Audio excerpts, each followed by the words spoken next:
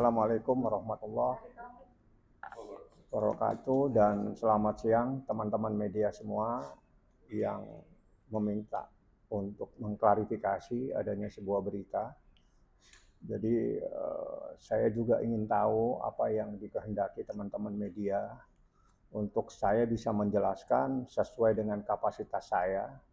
Saya tidak akan menjelaskan hal-hal yang tidak terkait dengan kewenangan saya. Itu yang harus dipahami, karena saya sudah mendapatkan informasi dari teman-teman media adanya sebuah berita yang lagi beredar terkait dengan permasalahan yang sudah selesai.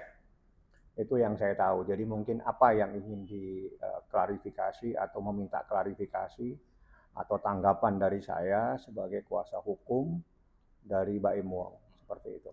Ya Bang, jadi dari pihak Paula sendiri dia kan mengajukan ke Bawaslu MA terkait isi putusan itu Bang. Putusan cerai dari Paula dan juga Baim gitu. Mengenai perihal hak asuh anak dan juga hasil dari psikotes gitu Bang kalau nggak salah ya, yang menyebut kalau anak ini takut sama ibunya. Terima kasih. Ada 3 poin yang saya bisa tangkap dari pertanyaan rekan media. Satu, terkait dengan Bawas. Kalau Bawas saya tidak akan menanggapi karena saya tidak punya kewenangan. Itu menjadi hak mutlak daripada pengadu dan menjadi hak mutlak daripada badan pengawas di Mahkamah Agung untuk melimpahkan kepada pengadilan tinggi atau di pengadilan agama. Jadi saya tidak akan menanggapi. Tapi kalau terkait dengan pertanyaan kedua dan ketiga, saya sampaikan perkara ini sudah selesai. Perkara ini sudah diterima oleh termohon atau tergugat ya dalam bahasanya. Dia sudah menerima perkara tersebut, artinya sudah menerima putusan Pengadilan Tinggi Agama.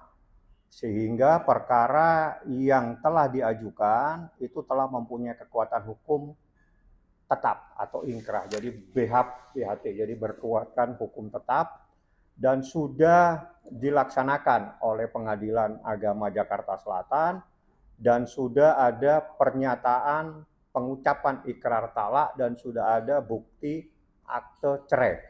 Artinya dengan adanya menerima putusan pengadilan tinggi, berarti masalah ini sudah selesai. Yang menerima, yang tidak mengajukan upaya hukum itu logika hukumnya adalah telah menerima putusan pengadilan tinggi. Nah, kalau tiba-tiba ada informasi terkait dengan persoalan hak asuh anak dan terkait dengan ahli, itu sudah bukan pada ranahnya lagi. Karena itu sudah diterima dan itu tidak ada upaya hukum apapun, baik yang dilakukan melalui upaya hukum kasasi setelah adanya putusan Pengadilan Tinggi Agama DKI. Jadi itu yang harus difahami. Ini masalah sudah clear dan dia sudah terima.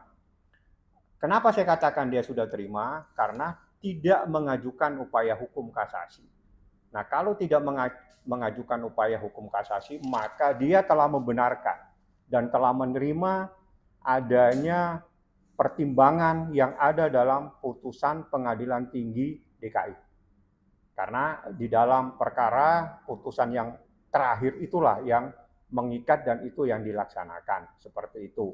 Dan sudah ada ikrar talak, sudah ada akte cerai, jadi secara yuridis hal-hal yang terkait dengan adanya pertimbangan dalam putusan maupun terkait dengan hal-hal yang menyangkut masalah saksi dan sebagainya atau ahli yang sebagainya ada dalam putusan, itu sudah clear, sudah selesai. Dan itu sudah diterima. Nah, itulah yang harus dipahami supaya tidak simpang siur. Manakala seseorang sudah menerima, tidak pada logika hukumnya tiba-tiba mempersoalkan sesuatu yang sudah dia terima secara bulat pada saat tidak mengajukan upaya hukum kasasi atas putusan tersebut.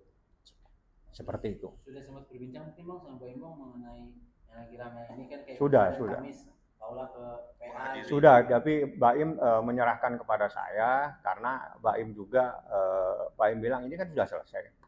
Sudah ada ikrar talak, sudah ada akte cerai, dan sebetulnya itu adalah putusan pada Pengadilan Tinggi Agama DKI yang menyatakan hak asuh ada di tangan Mbak Im Wong. Jadi, dan itu tidak diajukan upaya hukum. Artinya tidak keberatan terhadap adanya putusan Pengadilan Tinggi Agama, maka logika hukumnya dia telah menerima. Kalau dia telah menerima, tidak pada tempatnya mempersoalkan. Apalagi mempersoalkan pertimbangan-pertimbangan yang ada dalam putusan itu tempatnya adalah ada sendiri. Jadi kalau keberatan terhadap putusan pengadilan tingkat pertama, upaya hukumnya adalah banding. Kalau ada kita keberatan terhadap putusan pada tingkat banding, maka upaya hukumnya adalah kasasi. Itu jenjangnya yang harus dipahami. Jadi tidak bisa kita serta-merta mempersoalkan sesuatu sedangkan upaya hukum itu sendiri sudah selesai.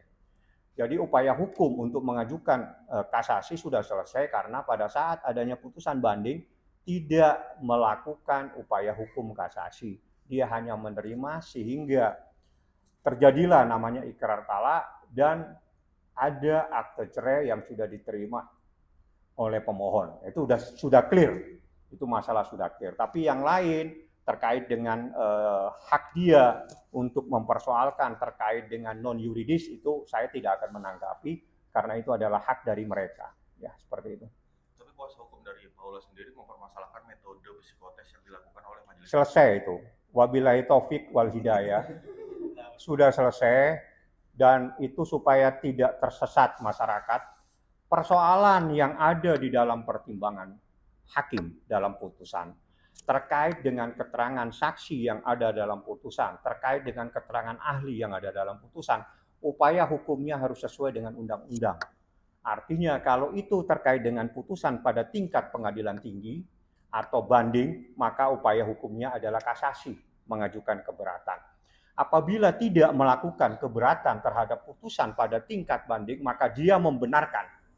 Kalau dia membenarkan sangat tidak logis kalau dia mempersoalkan sesuatu yang telah dibenarkan. Dia membenarkan dia telah menerima putusan tersebut. Jadi membenarkan dan atau menerima putusan itu terbukti tidak adanya upaya hukum kasasi. Karena upaya hukum itu diberikan, kalau Anda keberatan terhadap putusan pada tingkat pertama, Anda boleh mengajukan upaya hukum banding. Kalau Anda keberatan dengan adanya putusan pada tingkat banding, upaya hukum Anda adalah mengajukan kasasi. Pada tingkat banding sudah diputuskan tapi tidak mengajukan upaya hukum kasasi, maka logika hukumnya dia telah menerima dan membenarkan pertimbangan yang ada pada putusan pada tingkat pengadilan tinggi agama. Seperti itu. Ada lagi yang mau ditanyakan? Nah, hari ini juga kita mau lihat postingan Mbak Im, dia sedang liburan bersama Paula dan anak-anak. Ini apakah menandakan mereka sudah mulai akur untuk demi kelangsungan? Langsung ke tanya yang bersangkutan, karena itu terlalu ranah pribadi. Saya tidak akan menjawab, walaupun saya tahu, tapi itu menjadi ranah pribadi daripada seorang ayah dan seorang ibu. Saya tidak boleh masuk. Yang jelas, ini rame-rame ini ada persoalan baru ini, saya sudah berkomunikasi. Dia juga bilang, ini kan sudah selesai. Dia bilang gitu. Artinya selesai itu dengan adanya ikrar talak. Pada saat ikrar talak juga dihadiri oleh kuasa hukumnya, seperti itu. Berarti kedatangan kemarin itu bisa dibilang itu sia-sia atau percuma nggak sih? Saya tidak bisa menanggapi karena itu mungkin terkait dengan pengaduan yang lama, terkait dengan administrasi. Jadi kalau masalah administrasi dan itu menjadi ranahnya badan pengawas, saya tidak bisa mengomentari karena itu tidak menjadi ranah dan kewenangan saya. Saya tidak bisa masuk. Satu, saya bukan pengadu. Yang bisa menanggapi nanti adalah pengadu sendiri dan dari pihak yang diberi amanat oleh Bawas. Itu kan badan pengawas Mahkamah Agung memberi amanah kepada siapa? Kepada pengadilan tinggi atau kepada pengadilan tingkat pertama untuk memproses adanya keberatan. Karena itu adalah aduan ya. Kalau aduan ada dua hal yang bisa Anda mencari informasi. Yang pertama kepada pihak yang diberi amanah oleh badan pengawas, mungkin di Pengadilan Agama Jakarta Selatan atau kepada pengadu sendiri. Apa informasi? Kalau saya bukan pengadu, jadi dan saya tidak akan masuk kepada persoalan administrasi seperti itu karena itu menjadi kewenangan mutlak dari badan pengawas untuk memberikan pemeriksaan dan sebagainya. Saya tidak akan memasuki itu. Saya hanya menyampaikan informasi bahwa masalah ini sudah selesai dengan adanya ikrar talak, dengan adanya akte cerai seperti itu.